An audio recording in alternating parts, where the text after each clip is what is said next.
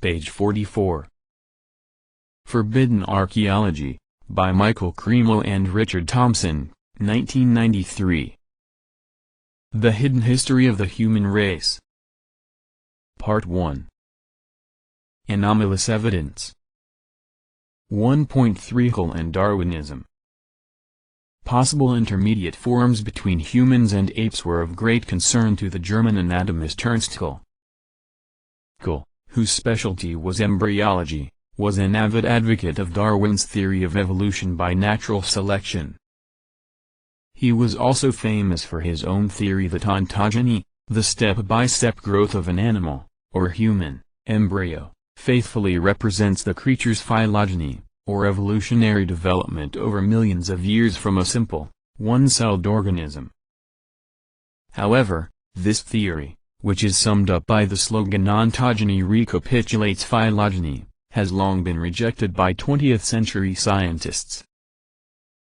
Haeckel had illustrated his theory with drawings of embryos of different kinds of animals. Unfortunately, some of his drawings turned out to be fakes, and he was tried before the Court of Jena University on charges of fraud. In his defense he declared, "A small percent of my embryonic drawings are forgeries, those namely, for which the observed material is so incomplete or insufficient as to compel us to fill in and reconstruct the missing links by hypothesis and comparative synthesis.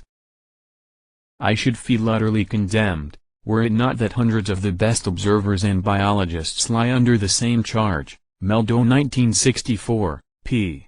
217. If Haeckel's sweeping accusation is correct, this may have important bearing on the mode of anatomical reconstruction employed for the many missing links we will discuss in this book. Haeckel's enthusiasm for Darwinism was boundless, and he showed no hesitation in proclaiming the essence of the theory, the survival of the fittest, as the foundation of his whole view of reality. An early advocate of social Darwinism, he said, "A grim and ceaseless struggle for life is the real mainspring of the purposeless drama of the world's history. We can only see a moral order and a design in it when we ignore the triumph of a moral force and the aimless features of the organism. Might goes before right as long as the organism exists." Haeckel 1905, p. 88.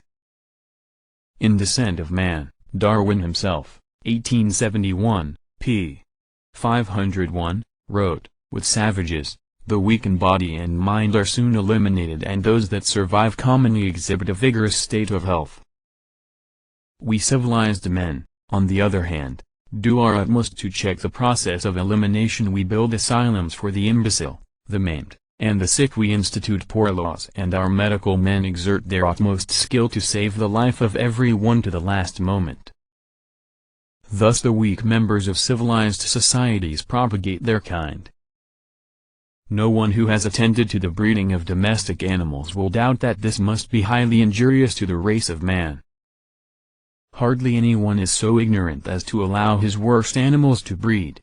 Modern supporters of Darwin's theory routinely downplay such unsettling statements."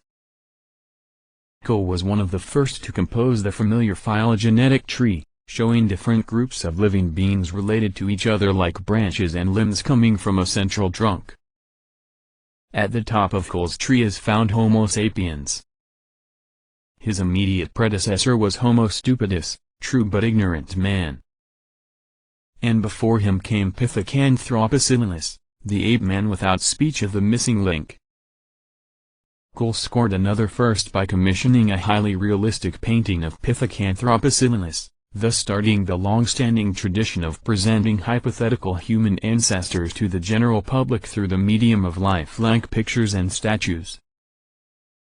Haeckel published his view of human evolution in 1866, in General Morphology of Organisms, and in 1868, in Natural History of Creation.